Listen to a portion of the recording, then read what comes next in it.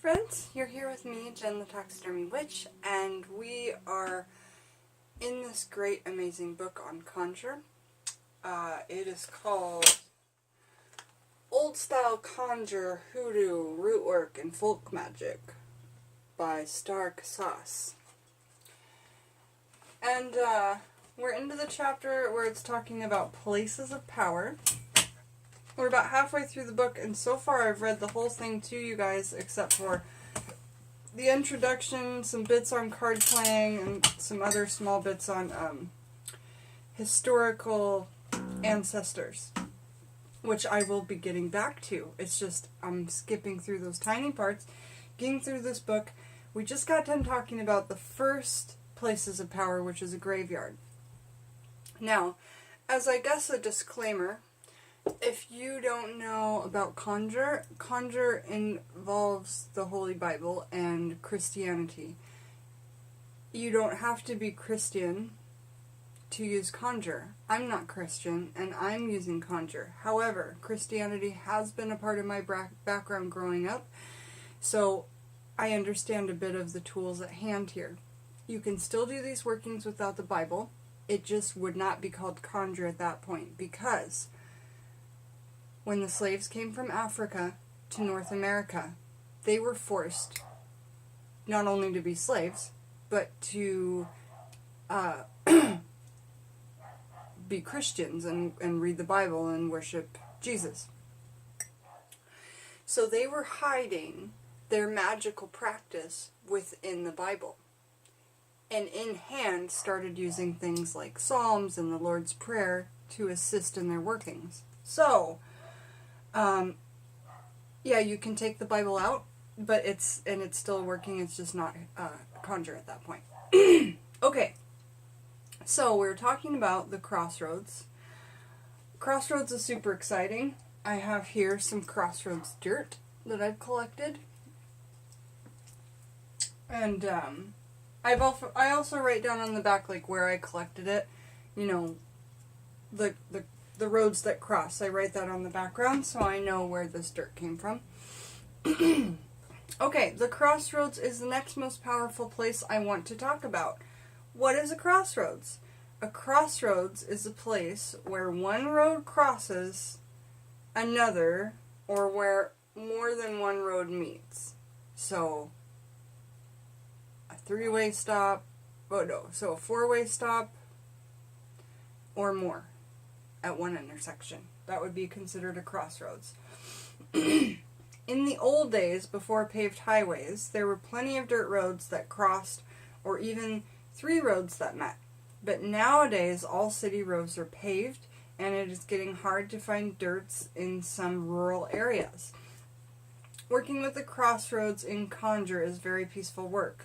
The crossroads can either be opened or closed for a target.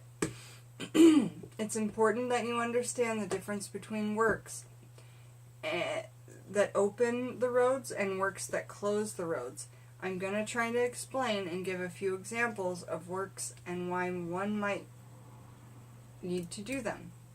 First, I need to say that before I go any further, just because you know how to do a working does not mean you have to do it. I firmly agree with that. But the knowledge you can grow from either way, whether you use it or not. You grow from the knowledge.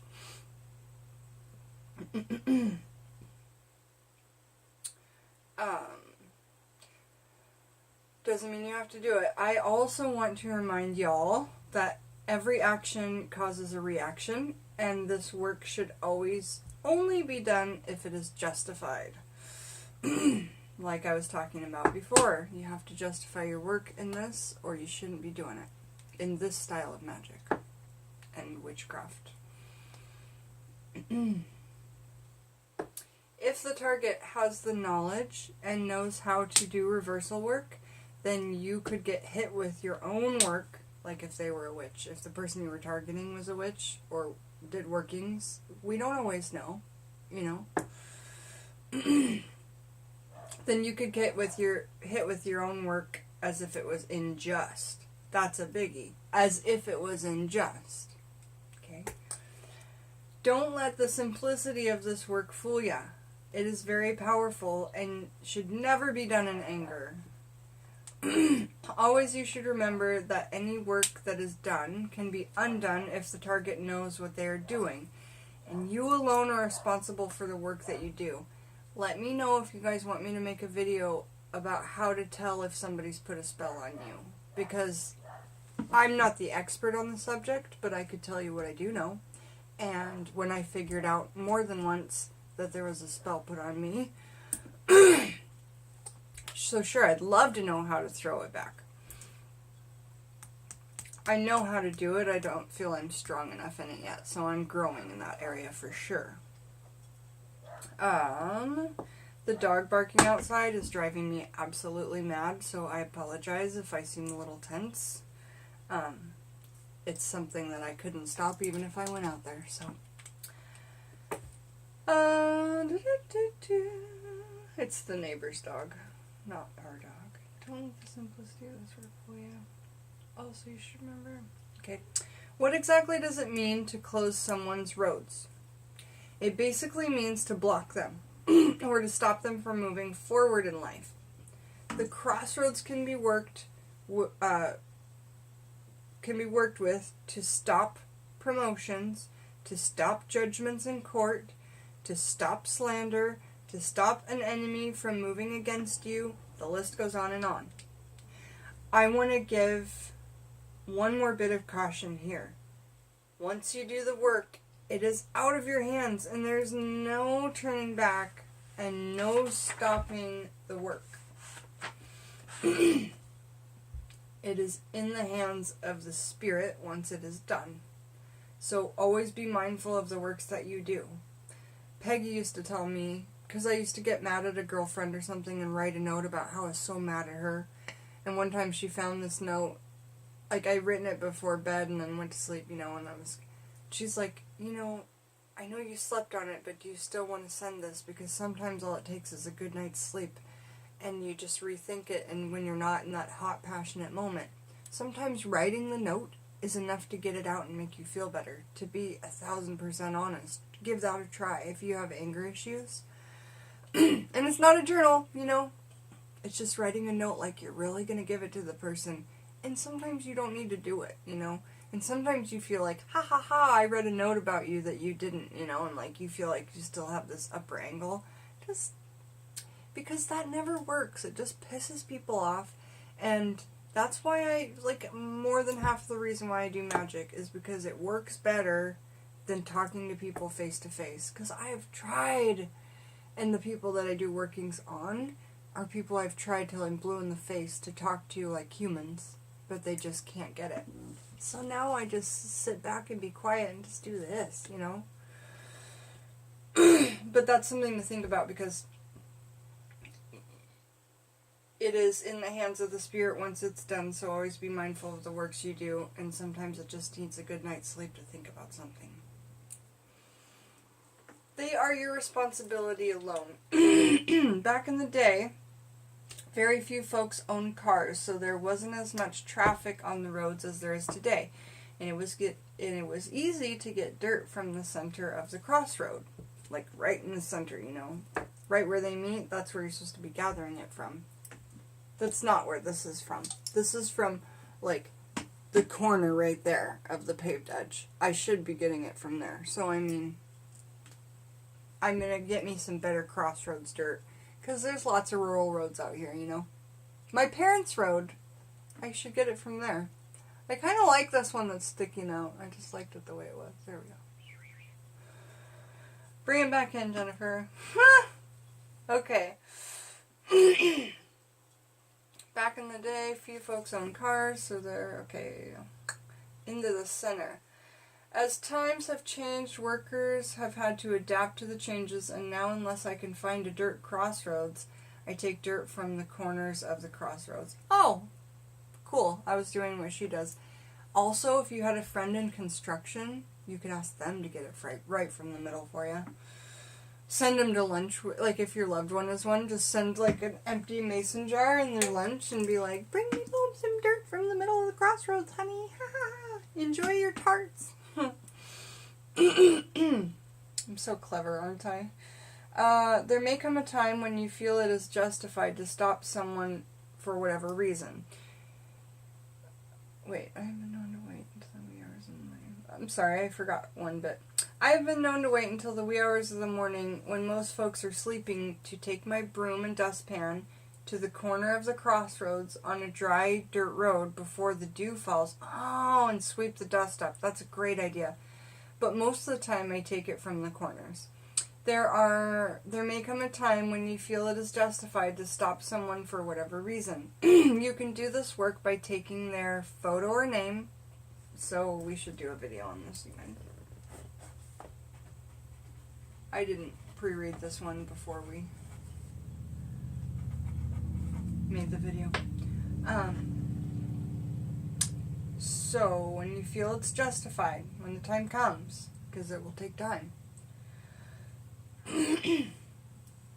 you do this work by taking their photo or name. So their photo would be first choice. If you don't have that, then their name. The photo works better. And burying it under a stop sign at the crossroads. Okay, so this 4-way stop, bury it under the stop sign. God, that's so smart. That's so smart. You need to call upon the spirit of the crossroads and say your prayers and petition that the target be stopped as every vehicle is stopped at the stop sign. And all that energy that people know, like as you're driving up to it and people see, they're like, I know I gotta slow down. All those thoughts, all those energies are pressed into that dirt, and that's why the crossroads is so amazing. Like, such an amazing magical dirt spot, energetic point, all of it. And people have to make decisions right when they get there. Which way am I going to go? I have 3 choices or more. So it's a place where, you know, a lot of energy is held and stored over and over and over and over. Okay, burying it under the stop sign. You need to call upon the spirit of the crossroads and say your prayers and petition the target to be stopped as every vehicle is stopped at the stop sign. To make the work last, you can add to your petition by saying something like, may so and so, may their name, be unable to move until the stop sign is moved. May so and so be unable to move until the stop sign is moved. That's insane. That stop sign could be there for 100 years. This will lock the work down. I would be more specific, and I would be like, stop them from getting the job that I want, or something like that. Or, because they don't deserve it. You know, how is it justified? You gotta make it justified. But it's a way to stop somebody in their tracks, apparently. So, let's see. To make the work last, yep. Okay.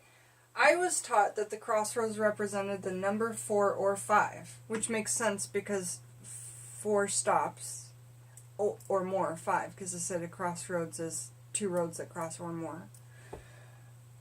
4 is represented by the 4 corners of the crossroads, and the number 5 comes from the 4 corners and the spirit that sits in the center, where you take the dirt from. Some folks say that spirit is the devil. I believe it's St. Peter, who we talked about earlier in this book, and it turns out that he was like a little off the rails sometimes. Great guy, but off the rails, you know. And he holds the key to the pearly gates of heaven, St. Peter does. Oh God, maybe it wasn't St. Peter. I actually think it was... What saint were we talking about before? I apologize if it wasn't St. Peter. Anyway, I believe it is St. Peter. He holds the keys to the pearly gates in heaven, which are all of the roads. Alright. Now this section is called container work. The work is going to be done by using a container to hold the target as a set for 5 candles to be burnt to do the work. I like using tea lights for this type of work because they don't make a mess, and the little tins get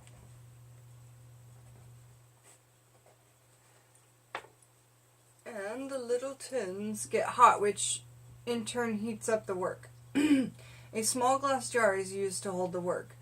For this little work, you're going to need a photo of the target, 2 nails, a lemon, red pepper, 4 toothpicks, a small glass jar, dirt from the 4 corners of the crossroads, and 5 tea lights. So we'll be doing a video on that spell. Number 1, using a pencil that has no eraser. If you don't have one of those, you could just break the eraser off, yeah. The point is that you're writing, the thing you're writing with at that moment has no way to be erased, you know. Take a pencil with no eraser. Draw an X over the target's eyes and 3 X's on their mouth. So 1 X on each eye and 3 X's on the mouth. Petition St. Peter to stop the target from whatever they are doing that is causing the trouble. Number 3. Now take the 2 nails, flip the photo upside down, and run 1 nail through the photo going downwards. Run the other nail left to right through the photo. This is called nailing a target down. Number 4, cut the lemon in half. Sprinkle red pepper on each side of the lemon. You're going to have 2 halves of the lemon, sprinkle red pepper on each exposed top side. And petition St. Peter to make the target's mouth burn as if they are on fire, even if they are to breathe your name. And that is exactly what I wanted to do to my coworker, but I couldn't justify it. But that would have been perfect. If you're not making their mouth burn unless they speak your name. So it's like a dog. If they keep getting smacked for peeing in the corner, they're going to stop peeing in the corner. Oh my god, weird. Every time I say Jennifer's name, my mouth burns. I'm going to stop saying your name. It's just like that, right? So, like, you know, it's a really good way to almost, like, innocently and completely justifiably be like, just stop. Just, like, don't think about me anymore. And you could revise that to where it wasn't a speaking thing, it was a completely even a thinking thing, where they couldn't even think about you, or they couldn't look at you, or they couldn't, you know, you revise this for your needs. And I don't know enough about Conjure to start revising, because I know that there are some set rules. Like, you're not supposed to receive pay for Conjure work. You're not, and I do receive coin for spiritual work. So, but I won't for this. You're supposed to do trade for it. So I'll do some Conjure workings for you, and we'll have a beautiful dinner together, and you'll make it, and you'll buy the supplies, you know. And I'll buy the supplies for the Conjure work, and we'll, you know.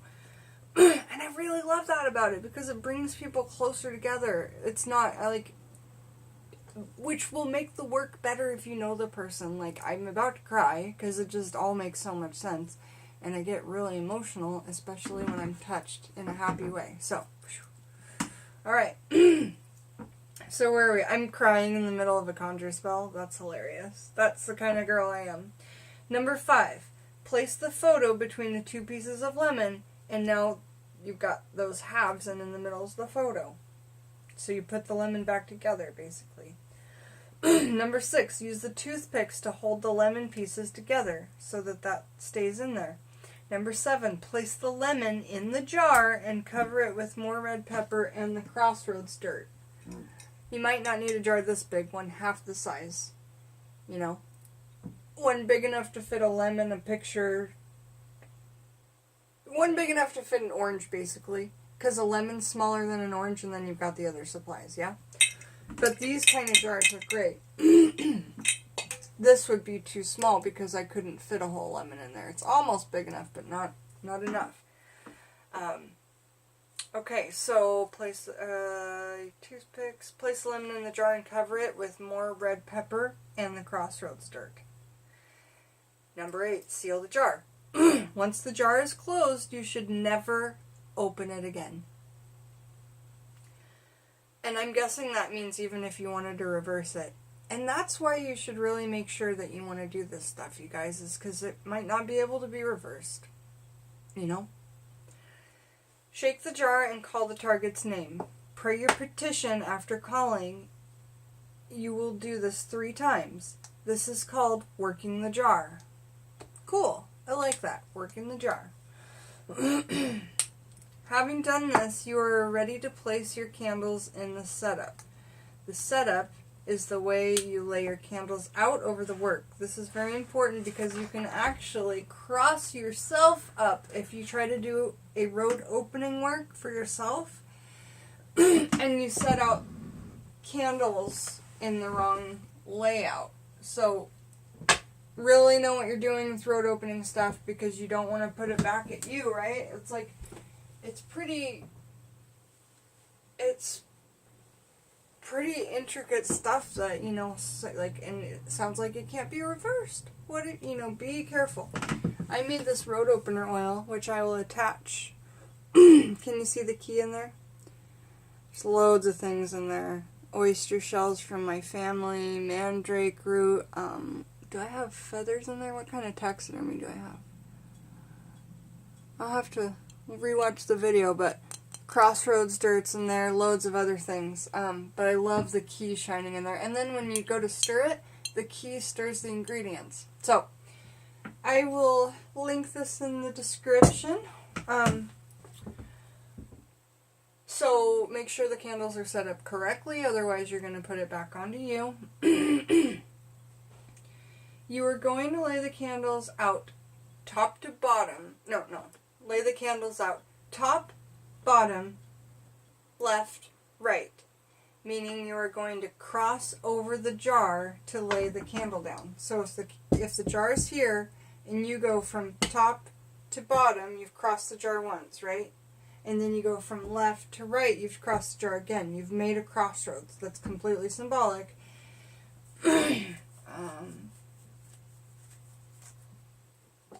Then the fifth candle goes on top of the jar, right where the spirit would sit in the middle of the crossroads, right?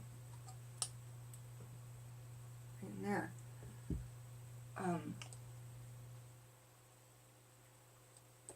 Then the fifth candle goes on top of the jar. You light the candles in the same way you lay them out. As the candles are burning, you need to repeat your prayers and petition at least 3 times over the burn.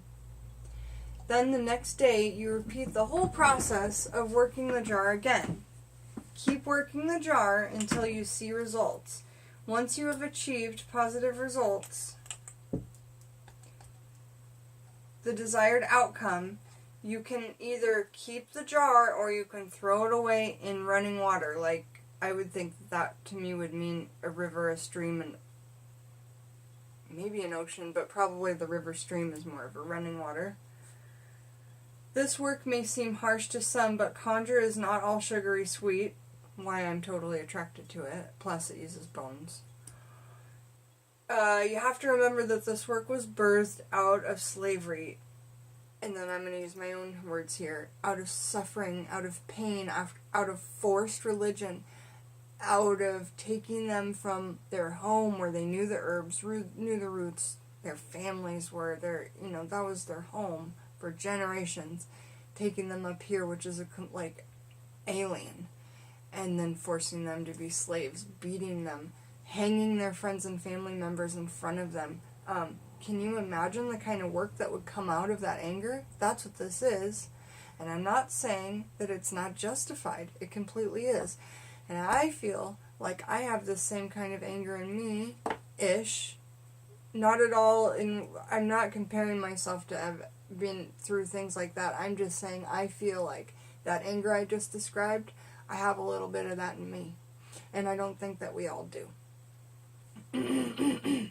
I have been through super traumatic things in my life, and I have been, through abuse and other things. So I'm not saying I fully get any of that, but I do on some level. So that's me sharing that with you guys for the first time. So please be easy on me if I tripped up on my words there or sounded inconsiderate. Thank you. This work may seem harsh to some, but Conjure is not all sugary sweet. You have to remember that this work was birthed out of slavery. Survival was the utmost importance. The protection and survival of self and family came first above all else. You never knew when you may need a heavy hand or if your family was threatened. Next section's called Road Opening Work. Shoot, you guys. We might not get through this in time. I hope we do. Road opening work. Now that the heavy-handed work is out of the way, it's time for some road opening work. This type of work is to help remove blocks. Sometimes our money gets funny. It seems there is more going on than is coming in. Calling on St. Peter and doing a road opening work usually helps get the money flowing again. St. Peter sits behind the door. In the old days, folks would just tack his picture behind the door. Nowadays, it's easy to get a statue of him if you want one, but the picture behind the door works just as well as the statue. If you don't have a statue of St. Peter and you're having money issues, don't spend money buying a statue. Just go online and print out a picture of him and tack it behind the door. I definitely think the symbolism of you spending too much money because you need it, if you don't have the money, don't get it. Like, you should just do the most inexpensive way to represent him until you're flourishing again, and then thank him by doing a really nice, beautiful tribute statue once you're back on track. You know, I think that's a great way to honor, especially the saints that are trying to help you get on track. Don't get yourself more behind so they have to work harder. Okay, just my little bit on there. Tack it behind the door, just a printed picture.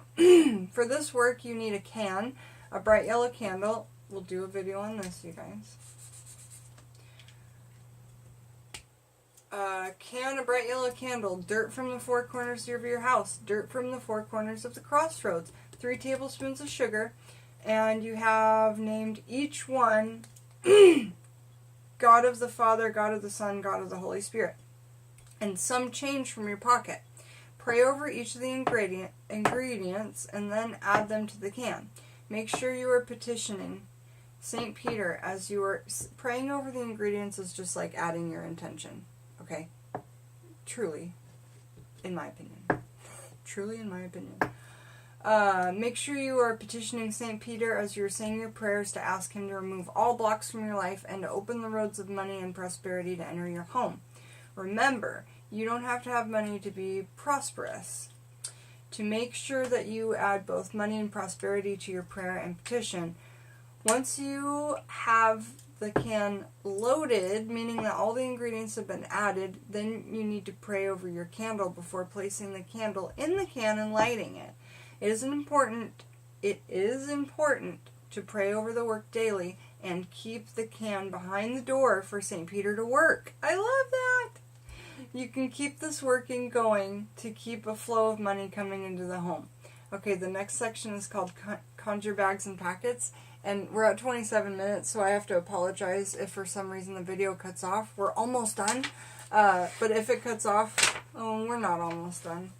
Alright, what do we do? Let's just try and read, and if it gets cut off, it does. Okay. Conjure Bags and Packets. Conjure Bags and Packets are one of my favorite works. They remind me of my grandma. She would always tie her money up in a handkerchief and put it in her bosom. I always thought that she was so cool. She had what she called a handbag, but you only saw her carry it to church or to town. The rest of the time, she kept a little money in her apron pocket, and the rest was in the girls, as my granddaughters called them. In honor of my grandma, I'm going to tell you how to make a handkerchief packet. They're easy to make and small enough to carry. Definitely be doing a video on that. These will be really fun, you guys. I'm so excited to do conjure spells and videos and packets and sachets and workings. They are easy to make and small enough to carry. Before I talk about the packet, there are just a couple of things I need to tell you first. These are very important to the success of the work, no matter what you are working on. Whether you are making a packet and you are trying to draw someone towards you, when you are making a packet and you're trying to draw someone towards you, then you always fold the handkerchief or material toward you. Like when you're folding a piece of paper, fold it toward you if you want something to come toward you.